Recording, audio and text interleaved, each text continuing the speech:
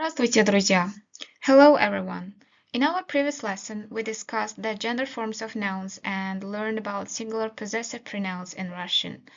Today, we'll build on that knowledge by exploring how to use possessive pronouns in the plural form and how adjectives change their endings depending on the gender of the noun they describe. This will help you create more accurate and natural sentences in Russian. Let's get started. By the end of this lesson, you will have unlocked the power to describe our world with clarity and confidence. You will be able to point to a group of things and say, these are our new books, or those are their old houses, seamlessly matching words in a way that sounds natural and truly Russian. We will move from knowing separate words to weaving them into elegant sentences. So get ready to master the beautiful agreement of adjectives and nouns and to confidently claim ownership in the plural. Imagine you want to say our cars or their books. To do that, you need two things, the plural form of the noun and the correct possessive pronoun. So let's first tackle the first part of that equation, a quick look at plural nouns in Russian. Okay, so let's dive into making masculine nouns plural. The good news is that for most masculine nouns, the rule is very simple. If a masculine noun ends in a consonant, hard consonant without soft sign, you simply add the letter E to make it plural. For example, stol, stoly, banan, banаны. If a masculine noun ends with soft consonants like consonants with soft sign or y, replace y or soft sign with e to make it plural. For example, музей, музеи, конь, кони. See, straightforward, right? However, sometimes we have a small spelling change. If the noun ends with one of those hushing or whistling consonants like sh, sh, zh, ch, k, g, h, you can't have the hard sound e after them. So for this, we use the softer e instead. For example, врач, врачи, марш, марши, круг, круги, борщ, борщи. Now there's another very common and logical pattern you need to know. It involves masculine nouns ending in ok and yet. Think of these endings as being a bit shy. In their single form, they have a full-sounding vowel, like o and ye, but when they become plural, they drop that vowel to make room for a new ending. It's a spelling rule to make a word easier to pronounce. Let's start with words ending ok. In a similar form, you have a word like кусок. To make it plural, we remove o and add the plural ending. Because it ends in k, we add e, so it becomes куски. The o vanishes. Let's try another. Каток, катки. Now let's look at the words ending in yet. The same thing happens. The ye drops out. A very common example is конец. We remove ye, and because it ends in ц, a hashing consonant, we add и, so концы, or американец, американцы. So the rule is for ok and yet, drop the o or ye and then add the standard plural ending и or e based on the consonant. And now, my friends, we have reached the special part of our lesson, the part where Russian grammar looks at our simple, beautiful rules and decides to be a little more interesting. Let's welcome our lovely exceptions. Because, of course, some of the most common masculine nouns you'll use refuse to follow the rules we just learned. For these party crashers, instead of I or I, they take endings like a or ya. So, for example, дом, дома, город, города, лес, леса, учитель, учителя, брат, братья, человек, люди, ребенок, дети, друг, друзья, and so on. All right, we've tackled the masculine nouns. Now let's turn our attention to feminine nouns. You'll be happy to know that forming plurals for feminine nouns is often very logical. The vast majority of feminine nouns end in a or ya in a singular. Here the golden rule. If the word ends in a, replace it with I. If the feminine noun ends in ya or soft sign, replace it with I. So, for example, игра, игры, мама, мамы, жизнь, жизни, тетя, тети. Now you might be wondering why two different rules, why not just I for both? This is one of the most important spelling rules in Russian, and it's all about pronunciation. After the letters sh, sh, zh, ch, k, g, h, the vowel E can never be written. It's simply not allowed. Instead, we must always use E after them. This means our first rule has a super important exception. If a feminine noun ending in R has one of those harsher consonants right before it, you replace R with E, not E. Let's look at the classic examples. Книга, книги, дача, дачи, рамка, рамки. This rule ensures the words flow correctly and are easier to pronounce. And of course, we have some exceptions like сестра, сестры, мать, матери, дочь, дочери. Now that we have masculine and feminine plurals under our belts, let's complete the picture with neuter nouns. You are going to love this because neuter nouns are often considered the easiest when it comes to forming plurals. The vast majority of neuter nouns end in or ye in the singular. The rule is incredibly simple. If the word ends in o, replace it with a. If the word ends in ye, replace it with ya. Yes, you heard that right. For neuter nouns, the plural ending is actually a vowel that sounds like it's from the feminine singular. It's a fun little quirk. Let's look at some classic examples. Окно, окна, озеро, озера, море, моря, здание, здания. Now there is a special group of neuter nouns that follow a different but consonant rule. These are words ending in mya. For these words, you drop the ya and the ending yena. It's a unique historical relic, but it's a very reliable for this small group. For example, имя, имена, время, времена, племя, племена. So remember, mya becomes mena. It's a rule for this specific club of words. And now for the true exceptions, the words that look like they should follow our simple OR rule but have decided to go their own way.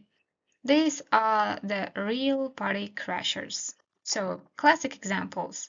Дерево, деревья, звено, звенья, крыло, крылья, яблоко, яблоки. So while the vast majority of neuter nouns are perfectly behaved, just keep an ear out for these specific words like дерево and звено that like to be difficult. Now that we have mastered how to make nouns plural, let's talk about a fascinating group of Russian words that break the rules in a different way. These are nouns that are almost always used only in a singular form. Why would a word not have a plural? Think about it in English. You don't usually say 2 advices or 3 breaths.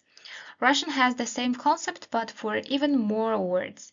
These are often substances, abstract ideas, or collective items. Let's break them down into categories to make sense of them. The first category is food and substances. You can't count them individually. These are materials and foods that are seen as a mass, not separate items. So for example, масло, butter, oil. We say sticks of butter or types of oil. So Masla is always in a singular form.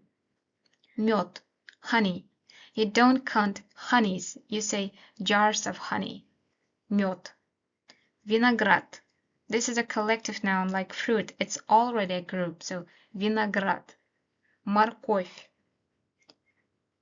Second category, materials and substances like железо, iron, or золото, gold, or серебро, silver.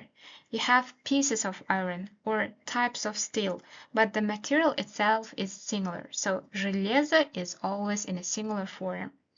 Third category, abstract concepts. You can't touch them or count them. These are ideas, feelings, and states. For example, дружба, friendship, темнота, darkness, жара, heat. So, and others, одежда, clothes, одежда. In Russian, одежда is grammatically singular. So the key takeaway is this. When you encounter words for substances, materials, or abstract ideas, pause and think. Is this something I can count? If it's not, chances are it's one of these words that prefers to stay in these singular forms. It might seem tricky now, but you'll quickly get a feel for it. Just remember our friends, Совет, одежда, and мед. They are perfect examples to start with. So, just when you thought you had it all figured out, Russian has another surprise for you. We just learned about nouns that are always singular. Well, meet their opposites. Nouns that are always plural. These are words for things that, by their very nature, consist of two or more parts, or are complex events. You simply can't have just one of them. Let's meet the usual suspects. The first category is objects with two parts. Think of items that have two identical halves working together. For example, очки, eyeglasses. You cannot have one glass in this sense. That's why очки is always in plural. Ножницы, scissors. Санки. It has a runner, so it's treated as a plural object. Second category is events. These are complex events or collective endeavors that are treated as a single plural concept. For example, выборы, дебаты. Third category is a collective noun for the many pieces. For example, макароны, духи, шахматы. So how do you spot this? Often they are words for things that are plural in English too, like scissors or eyeglasses. But sometimes, like with macaroni or выборы, it's a quirk of the language you just have to learn. The most important thing to remember is this. Even though these nouns are grammatically plural, they often refer to a single object or event. Now that we are comfortable with plural nouns, let's learn the plural possessive pronouns our, your, their. Here the most important rule. Plural possessive pronouns must agree with the gender of the noun they describe, even if the noun is singular. Let's break down the pronouns наш, ваш, их. So, for masculine nouns, we use наш. For example, сын ends with consonant. It's a feminine gender noun. That's why we say наш сын, our son. For feminine noun, we use наша. For example, дочка ends with R, feminine gender. That's why we say наша дочка, our daughter. For a neuter, we use наше. For example, дерево, наше дерево, our tree. For plural nouns, we use наши, наши дети. The same with ваш, ваш for masculine, ваш сын, ваша for feminine, ваша дочка, ваше for neuter, ваше дерево, ваши for plural nouns, ваши дети. Now, for the easy one, их, which means their. This pronoun is invariable. It does not change for gender or number. So for all cases, we just use их. Их сын, их дочка, их дерево, их дети. Let's put all the pronouns together in one place so you can see the whole system. So how should we say my for each gender, masculine, feminine, neuter, and for plural nouns? Мой, моя, моё, мои. For your, твой, твоя, твоё, твои. Его, его, его, его. The same here. Её, её, её, её. For our, наш, наша, наше, наши. Ваш, ваша, ваше, ваши. Ich stays the same for all genders and nouns. Ich. So the key is to always look at the noun. Наш and ваш change like мой. Их, его, and её never change. You know how all the tools to correctly say my book, our house, or their friends. Excellent. We've covered a lot of new rules about plural nouns and possessive pronouns, but the real magic happens when you start using them yourself. So it's now practice time. I want you to pause the video here and take out a notebook or just open a notes app on your phone.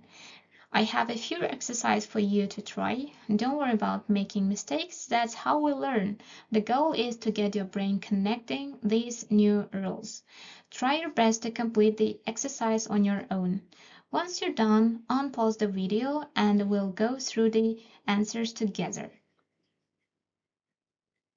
So first exercise, fill in the blank instructions. Complete the sentences with the correct form of the possessive pronoun in brackets. So, это blank книга. So if we want to say my book, we should use one of the forms of my. Книга ends with R. It's in feminine form, feminine gender noun. That's why we should say моя. Это моя книга. Столы. Столы is a plural noun. That's why we should use наши for plural. Где наши столы? Окно, neuter gender, in a singular form. That's why we use их. Я вижу их окно. Подруги, подруги, in a plural form. Your, formal, referring to female friends. So that's your. In formal would be вы, and possessive pronoun for it is ваши in plural. Это ваши подруги. Дети, his. His possessive pronoun in Russian his is never changed. So it will be его. Его дети играют в парке. Second exercise, match the noun on the left with the correct possessive pronoun form on the right. So let's look. Дома, houses in plural form, подруга, female gender noun, письмо, neuter gender, брат, masculine gender, окна, neuter gender but in plural form. So, подруга ends with R. We should use here possessive pronoun which also ends with R, which is used for feminine gender nouns like моя, моя подруга. Plural noun, окна, дома. So we can say наши окна or твои окна. Both of them is in plural. Or его окна. Письмо, neuter gender noun. Его письмо. Дома in plural. We can say его дома. Наши дома. Твои дома. Брат, masculine gender. Его брат. just suits this in this case. Great job. Fantastic work on those exercises. You are really getting the hang of it. Now we are going to use the exact same logic for something even more powerful, using adjectives. In Russian, adjectives are like chameleons. They change their endings to match the gender and number of the noun they describe. This is called agreement. If you understood the possessive pronouns, you already understand 90% of this.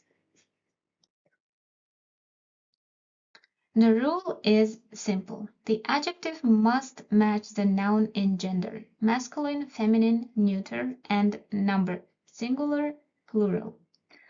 Let's take the adjective new, новый. Watch how it changes. With singular nouns in masculine gender, we should say новый. For feminine, новая. For neuter, новое. For plural nouns, новые. So for example, дом. In masculine gender, that's why we used новый.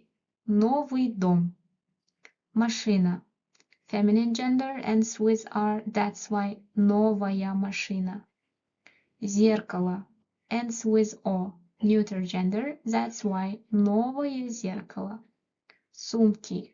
Plural noun, that's why we said новые сумки. Do you see the pattern?